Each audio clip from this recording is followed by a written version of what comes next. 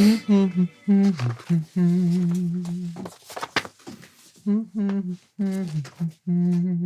that thank you for being my friend? Is that what that is? From Back again. 2 points here. One for whose song it was. It's like the Golden Girls. It is the Golden Yes! Girls. One out of two. Come on. The clues in the title. Andrew Gold. No idea. Oh, really? No. Oh, wow. I thought you were going to say Dolly Parton or something. No. Golden Girl. Andrew Gold. Yeah, he had a few hits in the 70s, I think. Okay. Yeah. Well, I got Golden Girls. Or a couple of hits in the 70s. Anyway. How long were you thinking about that one for? Or did it just pop into your head? I think I don't it was know which one would be more disturbing. might have been on the radio this morning. Oh, okay. Wow, Yeah, really? Or yesterday or something. Nice. Anyway, hey guys, welcome to That Pedal Show. VCQ, Dan here. Mick here. Hello and welcome. So, for anyone who's not aware, Monday's VCQ, Viewers, Comments and Questions, is where we answer your questions from the video from the previous Friday being the main publishing day. In that video, we had a special guest, Simon Jarrett from Kingsley Amps and Pedals, to unanimous Wonderful. praise, Yeah. well, almost unanimous praise. There was a lot of love, as always, for Simon's knowledge and playing, variously from Not Available, your first comment. Thank you for commenting. Ectopia, Yvain Ponset. Nice. Yvain Ponset. You have to do this when you're pronouncing non-native tongue words. John Schweib, Otto, Scott Morgan, Will Richardson, Tim Hallas. So, all of you saying how much you enjoyed Simon's playing and his drop in the knowledge on us. Lots of people were saying they would buy The Architect if it came out. More on that in a bit. And also calling for Simon to write a book. Oh, yeah, he should write a book. Yeah. Yeah. He should totally write a book. I know a good editor, Simon. All right. Here we go. First and foremost, the machine and I ask, are you aware that your thumbnail says Nerdenig? Grizzly Wang and Sam Vimes pointed that out too, among surprisingly few others. Yeah, we got to 12,000 views before anyone realised there was a typo in the in the thumbnail. It was supposed to say nerding and it said nerdinig. I like Nerdenig. Yeah, but you can't see it because of that weird typeface. Anyway, apologies, totally my fault. I did it in a hurry on the way to the airport. There's a t-shirt. Yeah. Guitar Nerdenig. Nerdinig. And then I think someone else says there should be nerdering. Should be the part 2. But yes, we did put that right, or I put that right. Probably not until this morning though. Andrew Z or Zed says, what's the best way to learn how to play like Simon without going to music school? There isn't a way, unfortunately. Simon went to Berkeley, and that's where you learn that. Sorry, excuse my French. Well, Can we bleep that in the edit, please, Fraser? There are... To learn to play like Simon, you need to listen to guys that play like Simon. So the people that use all that extended harmony, so John Schofield, Robin Ford, Joey Landreth. Yep, all those guys. But there's that... Michael Landau. Yeah, Scott Henderson. Those... Have you met Scott Henderson? No, I didn't honk Scott Henderson. Okay, I have met him at a NAMM show, but not long enough to warrant a honk, I wouldn't say. Love to talk to that guy. Anyway, so yes, you need to listen to that stuff. And you can't play that stuff by ear. It's not possible. No. But you need... I learnt jazz, but I'm not a jazz player because I don't listen to jazz. I didn't absorb it. Yeah. So you need to really enjoy that sort of music to be able to express it. Yeah, you know? I think so. But it's not. I guess my point is that you can't play that stuff without understanding the theory. Oh, you gotta understand. It's not possible. Yeah. So yeah. Nicked Bassman says, I've had the honour of playing a few gigs with Simon in Vancouver. And he has such an understanding of feel, tone and chord structure that I'd almost forget what I was playing and I was just taken away by listening to him. Such a humble guy too, that you'd never know his greatness just with chatting to him. Yeah, I guess that's pretty much how we feel about it. Yeah. And similarly, Matt Marriott. Hello, Matt. For anyone who doesn't know Matt Marriott is a astounding acoustic guitar player, musician, all-round decent human. He writes, quite possibly the greatest episode of TPS to date. I've rewatched the previous episode with Simon countless times, and I will do the same with this one. Fabulous educational value coupled with Simon's sumptuous playing. Thank you. Yeah, Amazing. that's how we felt about it, wasn't it? Yeah, it was sort of. It's humbling being around that guy. You know, he's an astonishing player, but boy, oh boy, he really knows his stuff. Yeah, wonderful. Todd Bach, him, says, this is 100% the best episode you have ever done. I've been searching for clips of the effects of all these things for so long. Now they're all in one place. Thank you. You're welcome. Indeed. I put lots of praise in this week because there was lots of praise. Yeah. So it seems right to say it. However, not everyone was happy. Gregor Samsa says, guys, really? Ed O'Brien, Joey Landreth, Mark Lettieri, and then phone mics and tone caps and bright inputs for 2 weeks straight. Really? Yep. Really. That's how we roll. the roller coaster, baby. Well, it's to get to Ed O'Brien and Joey Landreth and all that stuff. That's the point. Got to, this is things to understand. Yeah, there is no Joey Landreth, Ed O'Brien, or all those people without good, inspiring sound. So There you go. it's the yin to the yang, people. Perfect. Charlie Smith says, TPS, totally engrossing, magical stuff. Other channels, is this 5,000 thing better than this $150 thing? I put this in because this is a little hint at the predicament we find ourselves in. So, Gregor, you're not entirely wrong. When we do videos like that, they're not engrossing. They're not clickbaity. They're not, 90% of people, it's just straight over the head because, that's what people want to know, isn't it? Is this 5,000 thing better than this 150 thing? And we pay for that in our low video views. But it's the way we are. But keep watching next week, Gregor, because you'll be astonished by what you find when we have the best pedal versus the Tube Screamer. You won't believe the outcome. You won't believe the outcome. Thing 4 will amaze you. Absolutely. Yeah, it's just what we do. And if you don't like it, go and watch something else. Cool. That's what the rest of YouTube is for. PJSGBC. I guess pastor something, isn't it? Yeah, Pastor John Smith, something church Yeah. is what that is. Fantastic episode. Probably perfect balance of techie versus clear, though I still had trouble keeping up. And I'm sure that it is me, not you guys. Can you briefly describe the difference between a buffer and just less capacitance, as in the pots on the guitar, the pots in the guitar spoken of, and why the one affects a fuzz pedal so much more than the other? Trying to understand where in the chain to have a buffer and still trying to grasp the fuzz pedal phenomenon. Okay. The relationship between the passive electronics in the guitar and the input stage of a fuzz pedal or a treble booster, that sort of a fuzz circuit, it's a very dynamic relationship. What happens when you put a buffer between that is it ends a lot of that dynamics.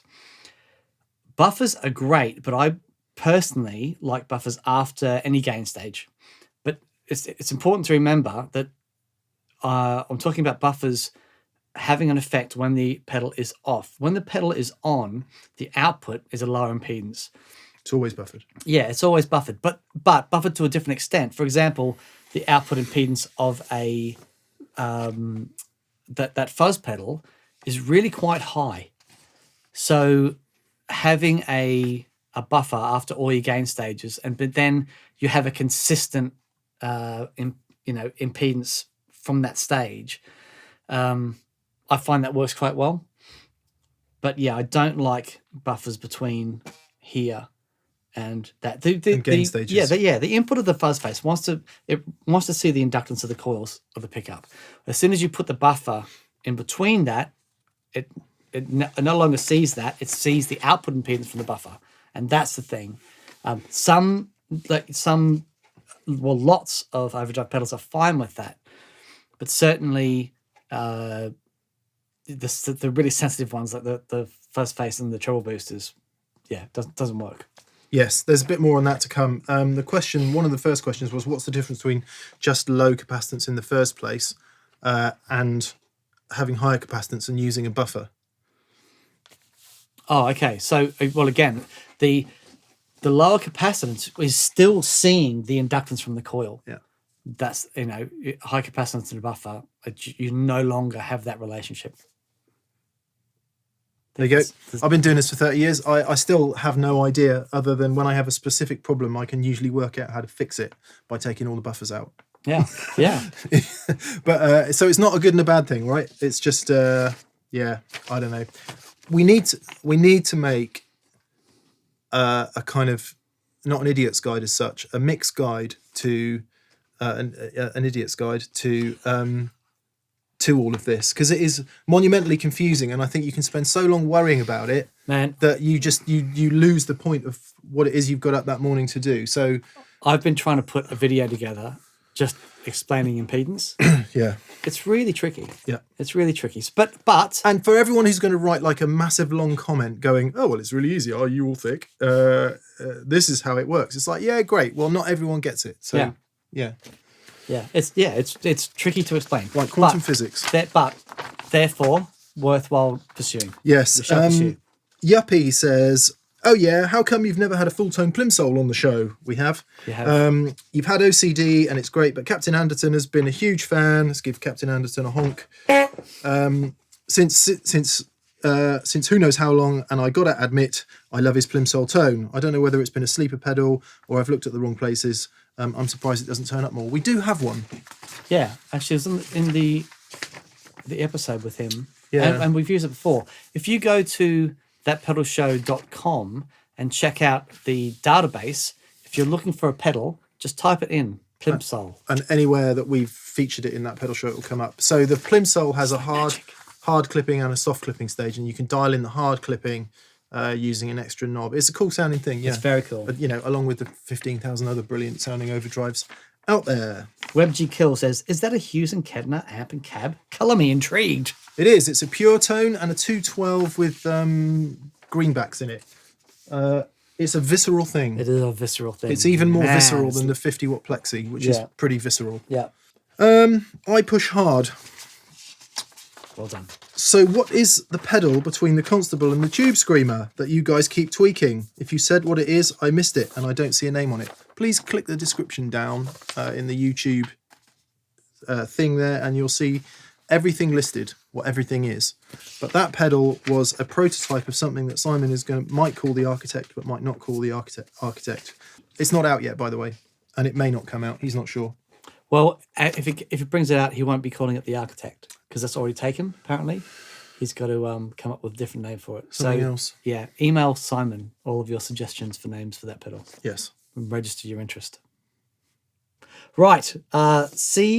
GC Kellogg. Finally, someone with some clout discussing how the guitar circuit resonance peak is formed. Not only a brilliant pedal designer making arguably the best all-tube pedals out there, but a superb musician as well. Simon is spot on about the cap type not being of concern with passive guitar circuitry. To be clear, a higher inductance circuit under the same capacitance and resistance load will generally have a lower frequency but stronger resonance peak. I put this in because this thing about the cap type not making a difference. Yeah. So Simon asserted that actually the capacitor type, all people spending loads of money on their bumblebees and their paper and oil, doesn't really make much difference. I've had quite a few people email me who I know and trust saying it makes all the difference in the world. Right. So I'm not saying it does. I'm not saying it doesn't. I'm not saying either thing. I'm just saying that there are other thoughts. There are other school of thoughts. There are other opinions available. Yeah. Let's move on. Mark Hammer says, hi Mark, I've never understood why guitars equipped with dual volume and tone controls use the same tone cap value for bridge pickup and neck pickup. It's a good point. Find me one guitarist who switches to their bridge pickup when they want a dull muted tone. The tone cap on the bridge pickup should ideally be a value of about a third or so of the neck tone cap value. But we've always done it this way, says most guitar manufacturers. So should you have different value capacitors on your tone pops for the different pickups? There's something I'm going to try with capacitors. Yeah. Do you remember what they had the I've seen it in a few Rickenbacker guitars where they have I forget what they call it, but it's actually a filter cap. Yeah. Dave Gregory was showing us, wasn't Yes. And I love that because there's times, certainly with using humbuckers, when you go to the neck, it's just too woolly. And that you can put a different value of filter cap, be able to switch it in just to tame a bit of bottom end. I'm going to try that. he? Yeah. I'm reminded of our day at ATB Guitars just recently, where we played crazy old vintage guitars. My goodness. And what astounded me about most of those vintage guitars is you go onto the bridge pickup and it's not shrill. Yeah. It's not harsh. It's not nasty. The whole thing sounds more balanced in the first place. So it says, back to your point, Mark, you know, if you've got a modern guitar and it's sounding shrill and harsh and like it does on the bridge pickup sometimes, and then you've got to deal with that. Then you go to the neck pickup and then you've dealt with all of this. You've got rid of all that high end off that. So you go to the neck pickup and it's what you said, too woolly. I just don't get it on vintage guitars. No. It's, That black 335 the thing that is you balanced, played you know? was just... I'm 59355. lost for words. It was so balanced and beautiful. Yeah. And there wasn't a single tone coming out of that thing that just wasn't Yeah. magic. Yeah. Inducing loads of rage among people who get annoyed at people like me and Dan going, you know, old guitars just are better. Poison the Salt says, great show, guys. Was the Constable in the effects loop or straight in? Straight in? Straight in the front of the two rock, but it was in the loop return of the That's right. power station, the Fryette power station. So it's doing both. The two rock's got so much headroom in the front end if you want to have lots of high headroom, that it's fine. It can take it. So, and actually it was better. I thought it was better in the front than it was in the loop. Yeah. But we were running it into the effects loop return of the Fryette power station. Okay. So it's doing both, actually. Cool. Yeah. Gemma Seymour. Hi, Hey, Gemma. Gemma's got says a couple things. First pedal is the Surf, S-E-R-F, not S-U-R-F, because of Simon's heraldry names, of course. That's right. Simon, video editor, and Heraldry. I both made that typo. 2 typos in 1 week. That's unusual for me. That is very unusual. But anyway, there we go. Just shows you how stressed I am. I can see the Architect being the perfect input stage pre-game booster for complementing. I see, now you've put complementing, and it's complementing. So right back at you, Gemma. Every kind of drive pedal after it. Steve Welling and others also pointed out that typo. Apologies. Gemma also says, I've recently been contemplating specifically why the TC Electronics Spark Mini seems to make such a big impact when placed in front of my One Control Honeybee, when it's supposed to be a clean boost. And I think the answer is that the Honeybee has an input resistance of 370 kilo ohms, while the Spark Mini has an input impedance of 1 meg. When I kick in the Spark Mini, I get a significant EQ change with quite a bit more brightness. There yes, you go. me too. That's why I stopped using mine. And I think I may need to investigate different options. Seems like Bjorn Yule's overdrives designs all favour relatively low input impedances from 250k to 260 for various different pedals, blah blah blah, up to 500. This is really making me dig deeper to understand how to get the optimum sound. So what Gemma is saying is, using a TC Spark in front of various overdrives is problematic. Does this return, Daniel, to your comment about buffers earlier?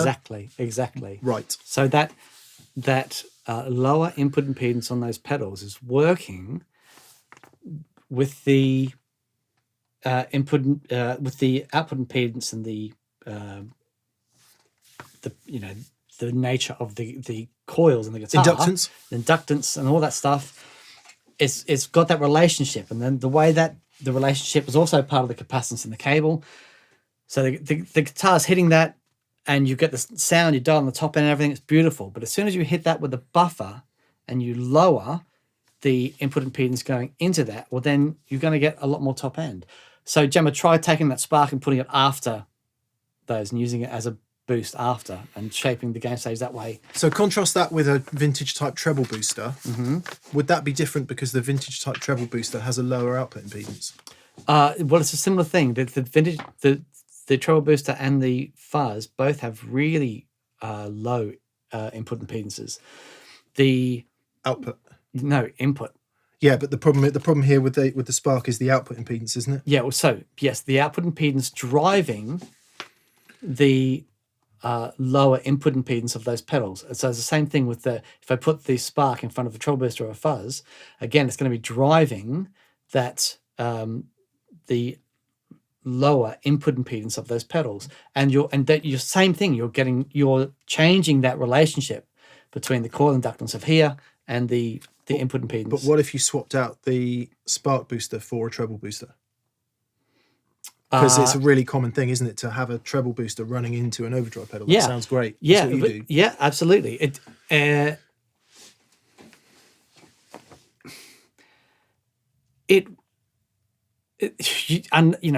Unless you play these things, I just can't say emphatically yes, that's going to work. But it has, if you stick a treble booster or a fuzz before those things, it has every possibility of sounding amazing. See, lots of people like that extra top end and bite that those boosts give. You know Especially what I mean? if you've got a chain of 18 more pedals, Exactly. crappy patch cables, and then a Yeah. 30-foot cable out to your Yep. amp with Yep. the bright switch turned off. There you go. So it's an ecosystem, isn't it? It absolutely is. I got a message from someone, and I responded to it. It was saying, it says, yeah. What about all the, the coily cables and the rubbish capacitors? So no, it's not rubbish. There's not one that's better or worse. It's just all part of the system. It's just making it work. Yeah. There we go. Jason, It's like salt. it is. Yeah. Very much like salt. No chips on your salt? Rubbish. Jason Sears says, extremely educational. Salt on your chips. I learned a great deal from Simon. Suggestion, though, for a new show. Would love to learn from Mick's experience playing Hendrix and capturing his tone. How about some tips and tricks on playing like Jimmy and gear for sounding like the legend? Right. I deliberately put this in because apart from making sure the fuzz was kind of there and the Univibe was there and the wah-wah was there, I didn't think about Jimmy's tone at all. Because What more is there? me trying to get Jimmy's tone exactly is the wrong brain space. Sure. The brain space is playing the music. And if I use a Plexi and a vintage Univibe and a vintage wah and a vintage fuzz face, not that I have access to all those things, but if I did, A, it would be unusable in that gig situation. B, I don't think I'd be able to play it. So visceral. So unbelievably. I think it'd be amazing. But I do understand what you're saying. But it would be unfamiliar. So it's really the point to say the reason we don't do sound like is because sound like is not, it's only 40% about the gear. And it's more than that. I don't know, pick a percentage that works for you. It's more about your connection with the music mentally. So I put that in deliberately. So I don't think about trying to nail Jimmy's tone. I think about getting in the ballpark and then just trying to play it right. So that's why we don't do sound like videos. NoyBDI137 says, Mr. Jarrett says that one wants the guitar output to have a lower impedance. There's a few questions on this. Okay. One wants the guitar output to have a lower impedance than the AI input. Yeah. So, right. Okay. Let me translate. Okay. Thank you. Nobody 137. Simon says the guitar input should have lower impedance than the amp input. Okay. Shouldn't low impedance active pickups then also hit high impedance input? Oh, okay. What about a pedal board out? High impedance or regular line input? There's been so much confusion about low and high impedance. All right, we're going to do the show on impedance. We're going to clear Is it a all up. high Z input the same as a DI box? It depends. A DI box can take a high impedance input, but it outputs a low impedance usually because it's designed to to drive lots of cable. Similarly, Tim Bentley says, amazing show. I have a question though. I've always thought that having a high impedance buffer at the start of a chain helped counteract the treble loss when you roll off the guitar volume. However, it sounded like Simon was saying the opposite. when he was demonstrating the impedance control on the Architect. Did I misunderstand that? Okay. I think the confusion is arising between high impedance input and low impedance output. Mm-hmm. That's where the confusion is arising, right? Yes. So when Simon was affecting the impedance, I believe he was infecting. I think he was affecting the input impedance, wasn't he? Or was he affecting the output impedance? Sorry, of the Architect. Yeah, So it's affecting the input impedance. that's what I thought. Yeah. So I think all these confusions here are coming from. So Tim Bentley says, I have always thought that having a high impedance buffer at the start of the chain helped counteract the treble loss. Okay, a high impedance buffer. No, so on high impedance input buffer, low impedance output. That's what I was trying to get to. There you go. The confusion is arising whether it's on the input or on the output. Yeah. So your buffer's going to have a low impedance output. Yep. So most buffers will have an input impedance of 1 meg, which is easily driven by the output impedance of the guitar, and then it's a 1-to-1 amplifier that changes the impedance, and then it goes to a low impedance of say 1K on the output, and then that 1K output impedance will easily drive any capacitance of after it. Yeah.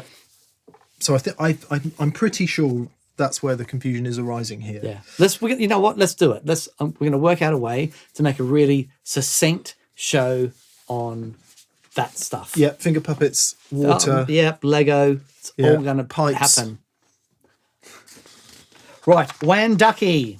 Fascinating video, guys. I'm not sure I understand all of it. Is there a suggestion that the volume pots on my Gibson Les Paul should be set to 10 so there is no treble roll-off, and volume control should be moved to a pedal which is on a separate circuit for more dynamic sounding output? No. This has inspired a new t-shirt design that we're going to do, Dan, and it's called There Is No Should.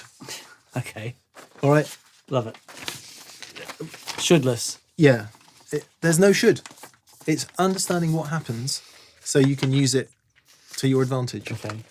Isn't it? It is. Can we have a little dude dressed as a monk with a teaspoon shaped thing that just says there is no should? Matrix. Anyway. Yeah. Anyway. Sorry. Patriot Pizza Man. Does that mean? What does that mean? You're Italian or you're American? Don't know. Or neither. Okay. Yeah. I guess. Italy. Pizza doesn't come from Italy, does it? Apparently. Where's it come from? Somewhere else. What's the effect of using a monster cable for an electric into your pedals and a monster cable for an electric acoustic, the one with wood on it? From the pedal board to the amps. Before this video, I thought that using the two best cables I owned, therefore I must be getting the best signal to the amp. I'm left wondering if I've been sabotaging my signal. You either mean monster cable the brand, or you mean monster cable as in very long. I think he means the brand. Okay, let's go. Brand doesn't matter. Let's say you're using... Doesn't matter depending on the series of cables. The things that one of the key things that matters about cables is capacitance. So Monster will make a range of cables if we're talking about the brand, some of which are higher capacitance, like 150 picofarads per meter, or they might make lower capacitance cables. Actually, some of them could be 220, in fact. Or they might make a low cap cable, which is under 100. For a guitar cable, under 100 is low, to give you some numbers. However, if you're talking about a long cable... If you're talking about a long cable, so, right, you have a cable, let's say you've got a meter cable, and that has a measure of capacitance. You double that cable, you double the amount of capacitance. Now, as the video explains, the capacitance in the cable is not bad. In fact, a lot of the times it's necessary because of the relationship that the guitar forms with that capacitance, right?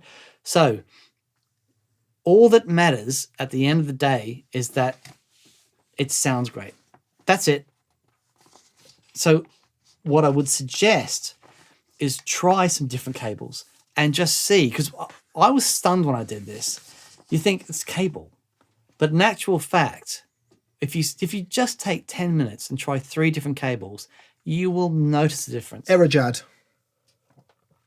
all of this is relevant to your question. I'm fascinated by the effect of cable capacitance on tone. I noticed an Instagram pic that Danish Pete posted of one of his rigs. There was a lot of cable in capitals, both the yellow and the mauve ones. Would your friend be helped get even better tone? I'm glad you put it in quotes. With more sparing use of cables. Chris Kinman claims that the total capacitance of all cables from guitar to amp should be no more than 270 picofarads to get the ultimate performance from his noiseless pickups. Are they worth trying in Blue Mic? Right, let's take this in bits. Would Pete get a better sound if he had lower capacitance? What he just said. Mm-hmm. Depends what you want. Yep. Maybe not. Yeah. So it's whatever. Total capacitance of all cables from guitar to amp should be no more than 270 picofarads. That's less than 3 meters of really low capacitance cable. So that sounds unlikely. Yeah, I think I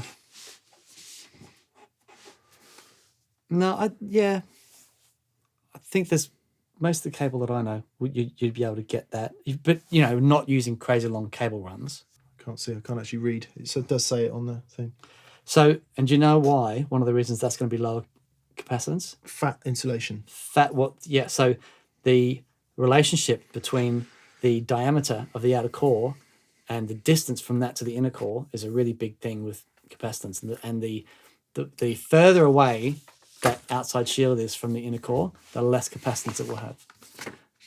Okay, so we need to put some more exacting numbers on that. Have I ever tried Chris Kimmon's pickups? Yes, I have. I had them in my Strat.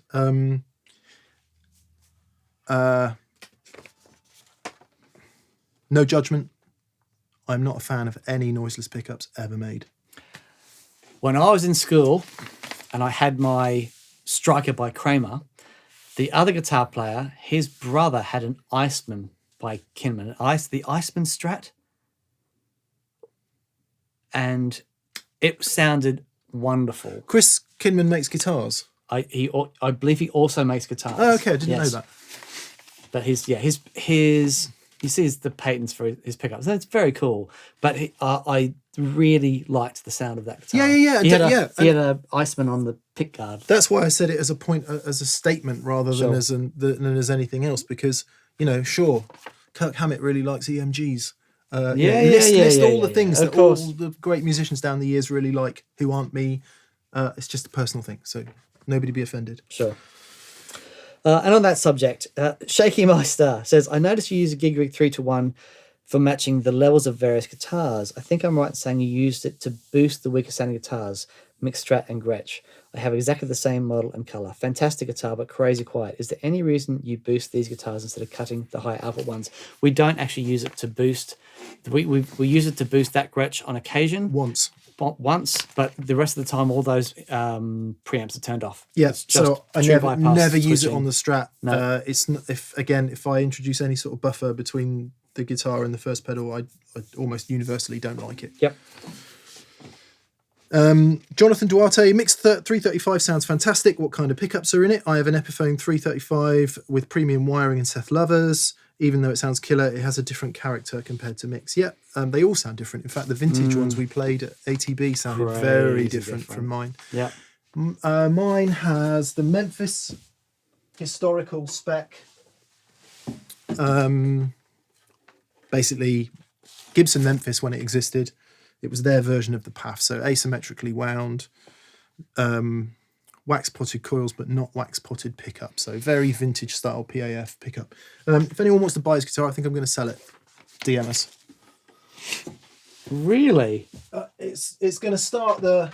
I've decided I only want one guitar. Okay. And I just want an old Strat. That's all I want. So I'm going to get rid of everything else, probably apart from Blue, and go that way. So... Wow. I think. Okay. Damien Moody says, if only, say, Fender made a guitar with a spare couple of pots on it and a rhythm circuit that no one uses. Yeah, very good.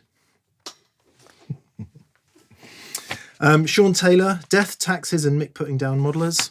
Very good. Dave's Guitar Channel. The white elephant in the room is the fact that the wood plays no role in the guitar's tone. But There are people who actually believe that. boy. Okay. See you next week. All right. Cheers, guys. Bye.